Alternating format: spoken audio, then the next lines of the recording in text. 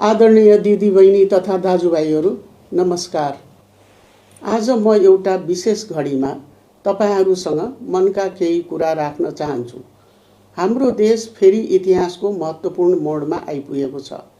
आउँदो फागुन 21 गतेका दिन हामीले आफ्नो र आफ्नो देशको भविष्यको फैसला गर्नेछौँ। तर त्योभन्दा अगाडि हाम्रो सांस्कृतिक पर्व होली अर्थात् फागु पूर्णिमा परेको छ।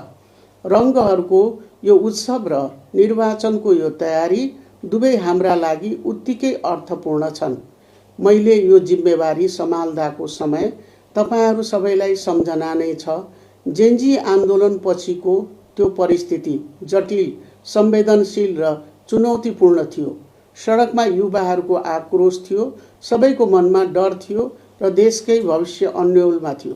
त्यो कठिन सङ्क्रमणलाई व्यवस्थापन गर्दै हिंसात्मक मोडबाट शान्तिपूर्ण निकासतर्फ देशलाई डोर्याउनु र संविधानको बाटोमा फर्काउनु हाम्रो पहिलो कर्तव्य थियो। आज मलाई सन्तोष लागेको छ कि हामी त्यो कठिन सङ्क्रमण पार गरेर यहाँसम्म आइपुगेका छौँ। विधिको शासन स्थापित गर्दै संविधानको मार्गमा स्थिरताका साथ अघि बढ्न सफल भएका छौँ। यो उपलब्धि तपाईँ हामी सबै नेपाली जनताको संयम र सहकार्यको परिणाम हो। अब मेरो पहिलो आग्रह तपाईँ मतदाताहरूसँग छ। देशलाई राजनीतिक स्थायित्व र समृद्धिको मार्गमा अघि बढाउनका लागि सबै मतदाता आगामी निर्वाचनमा सरिक भइदिनुहोस्। भोट हाल्नु भनेको केवल चुनाव चिन्हमा छाप लगाई कसैलाई जिताएर पठाउनु मात्र होइन। यो त तपाईँले आफ्नो र आफ्नो सन्तानको भविष्य कस्तो बनाउने भनेर लिने निर्णय हो। तसर्थ फागुन 21 गते बिहिबारका दिन अरू काम छाडेरै भए पनि आफ्नो मतदान केन्द्रमा पुगेर मतदान गर्नुहुन म हार्दिक अपिल गर्दछु।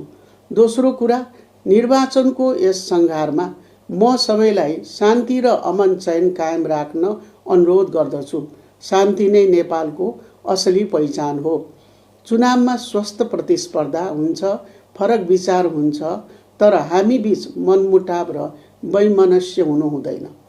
म चुनावी मैदानमा रहनुभएका सबै राजनीतिक दल तथा स्वतन्त्र उम्मेदवारहरूलाई उम्मेदवारीका लागि धन्यवाद दिन चाहन्छु।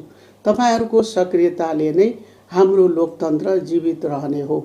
साथै मौन अवधिमा पूर्ण अनुशासन पालना गर्न र त्यस अघिको बाँकी समयमा संयमित ढङ्गले एक अर्कालाई सम्मान गर्दै निर्वाचन प्रचार प्रसार गर्न म सबै राजनीतिक दल